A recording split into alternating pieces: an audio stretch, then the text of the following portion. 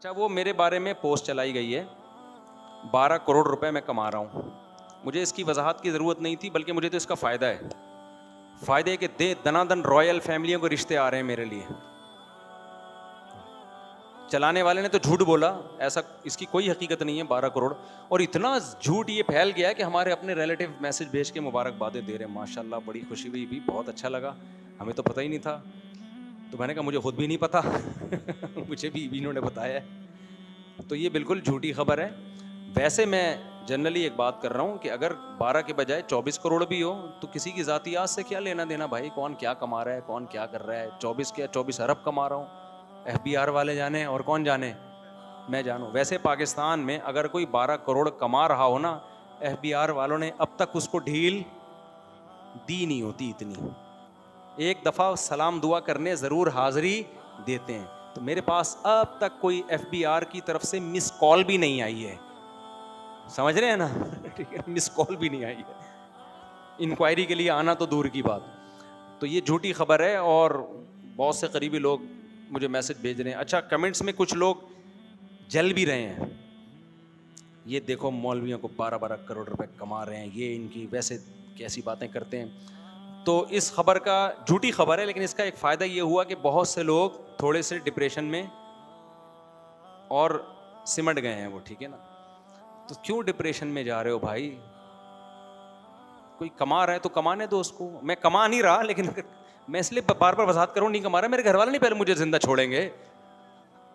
बोलेंगे यार तुम मंथली 1 करोड़ रुपए कमा रहे हो हैं भाई, तो मैं तो घर में नहीं घुस सकता भाई।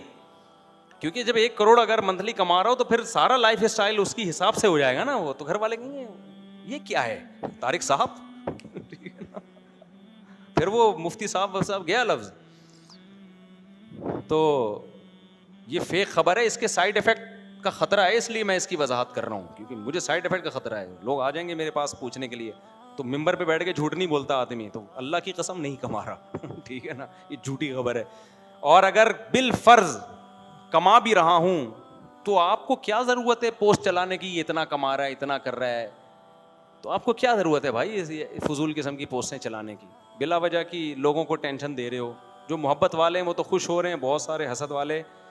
अच्छा, लोग नफ्सियात नहीं समझते यूट्यूबर्स की, कि उनको कोई ना कोई टॉपिक चाहिए होता है व्यूअर्स के लिए।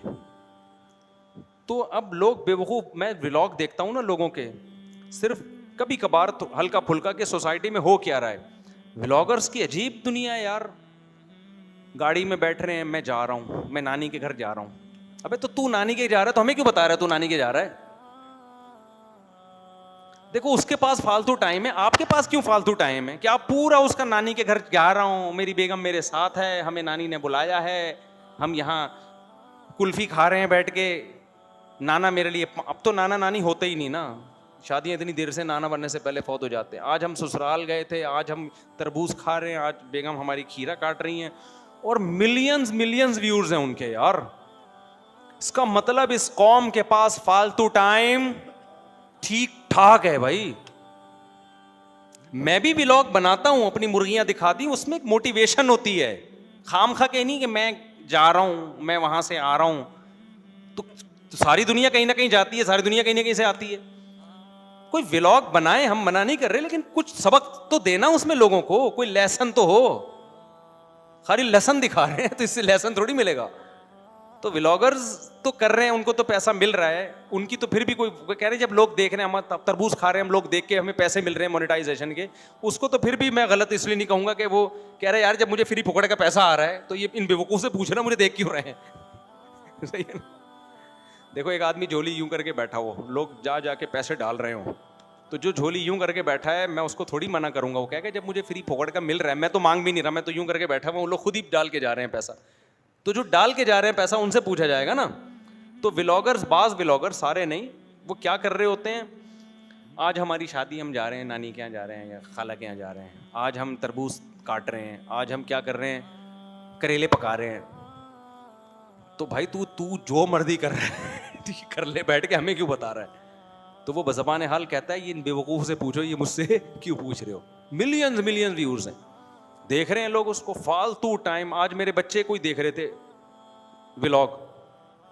मैंने बच्चों से पूछा क्या देख रहे हो यार तुम, 10 मिनट से तो मैं देख रहा हूं कि कोई ढंग की बात इस बंदे ने एक भी नहीं की है, फजूल फजूल किस्म की वो बातें कर रहे हैं। मैं यहाँ जा रहा हूं, मैं वहां से आ रहा हूं, मैं यूं कर रहा हूं, मैं गाड़ी में बैठ रहा हूं, अब मैं वॉशरूम में बैठ रहा हूं, ये भी दिखा रहे हैं लोग। वो शुक्र है नीचे वाला पोर्शन नहीं दिखाते, ऊपर का पोर्शन दिखाते हैं। मैं वॉशरूम में बैठा हूं, यूं करके दिखा रहे हैं। लोग देख रहे हैं, मिलियंस मिलियंस व्यूअर्स होते हैं उस। तो व्लॉग अगर आपने बनाना है, मना नहीं है भाई, कोई ऐसी चीज का बनाओ जिसमें लोगों को कोई हिस्ट्री मालूम हो रही हो। अभी मैंने देसी घी का बनाया ना घर में, देसी घी का थोड़ा सा, मेरी तो नीयत भी नहीं थी व्लॉग बनाने की, मैं देसी घी वैसे ही बना रहा था, मैं तो बनाता हूं। और ये वॉशिंग मशीन नहीं है भाई, ये देखने में वॉशिंग मशीन है, इसमें कभी कपड़े नहीं धुलते सही। तो पहले से प्लान नहीं था वो। तो मैंने कहा जब बनाए तो मैंने कहा चलो यार लोगों को भी बता दो कि देसी घी खाया करो। तो हमने क्या किया, वो बना दिया हाथ, क्या चलो यार ऐसे इसको मैंने दिया, मैंने डाल दे भाई। थोड़ा लोगों को भी क्या हो कि कोई इतना टेंशन वाला काम नहीं है देसी घी बनाना। एक वॉशिंग मशीन कपड़ों के लिए नहीं, देसी घी करिए। ग्राइंडर में भी बनता है लेकिन उसकी ब्लेड तेज होती है, वो काट देता है उसको। इसमें अच्छा बनता है वॉशिंग मशीन में, छोटी ले लो। तो कुछ भी नहीं है, आपने उसमें दूध डाला, दूध भी नहीं सॉरी मलाई डाली, ठंडा पानी डाला, बटन दबा के जो मर्जी करो, चले जाओ, मशीन खुद ही निकालती रहेगी।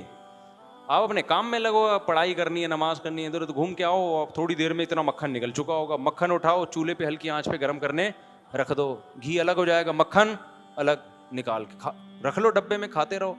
उसके लिए लोग कहते हैं नहीं भाई बहुत मुश्किल, आजकल ऑर्गेनिक चीजें खाना क्या है। वो खरीद के ना इससे डबल कीमत पे नकली चीजें खाओगे, सेहतों को बर्बाद करोगे। और खुश कितना रहता है आदमी घरेलू कामों में लगा रहे। नहीं आई बात समझ में? इन कामों में लगने से ना मेंटली आदमी बहुत खुश होता है, और इन चीजों में लगना खुश होने की भी अलामत होती है। जो खुश नहीं होता ये काम करता भी नहीं है, और जो इस तरह के काम करता नहीं वो खुश रहता भी नहीं है। वो हर वक्त नाक पे मक्खी बिठा के रखेगा कि मैं घी क्यों निकालूं, मेरी पर्सनैलिटी, आई एम मुफ्ती ठीक है ना, समझ रहे हो? आज मैंने अपनी मुर्गी के नीचे अल्हम्दुलिल्लाह सुरखाब के अंडे रखे हैं, नया एक्सपीरियंस। मैं तो 20 व्लॉग बना सकता हूँ इस तरह के, लेकिन खुद सोच रहा होता हूँ, मुझे तकलीफ हो रही होती है ना यार, अंडे रखो निकलो यहाँ से। लेकिन ये इन व्लॉगों का तो फायदा भी है ना, लोगों को मुर्गियाँ पालने की तरगीब होगी और गाय पालने की तरगीब होगी। तो ये तो यूरोप में तो इस पे गवर्नमेंट की तरफ से, मैं वहाँ गया उधर नॉर्वे में हमें बताया कि यहाँ गाय पालना बड़ा मुश्किल है मुफ्ती साहब। मैंने कहा क्यों? कहते हैं यहाँ आप गाय पालो ना, मर जाएगी तो आपको गवर्नमेंट को हिसाब देना पड़ेगा मरी क्यों। ठीक है ना, हालांकि इतना अरबपति मुल्क है, लेकिन जानवर पालने की इतनी तरगीब है उन कंट्रीज में कि जानवर पालो भी और उसकी हिफाजत भी आपके जिम्मे, गवर्नमेंट आपको सपोर्ट करती है।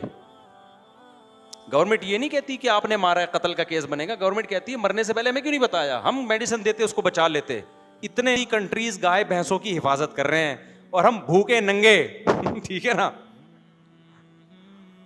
हर वक्त कशकोल लेके IMF से कर्जा मांग रहे होते हैं। हमारे यहां इस तरह की कोई मोटिवेशन नहीं है। तो ये वो व्लॉग बनाएं आप जिसमें लोगों को कोई तरगीब मिल रही हो। ये मैं बैतुल खला में बैठा हुआ हूँ और मैं जनाब बैतुल खला से अब उठने का टाइम हो गया मेरा ठीक है, मैं सो रहा हूँ, मैं उठ गया हूँ, फजूल चीज़ें लोग भी देखे जा रहे हैं। मज़ेदार काम नहीं है ये, टाइम वेस्टिंग है। अल्लाह ताला समझने की वाली तो 12 करोड़ नहीं कमा रहा, खुलासा ये नहीं।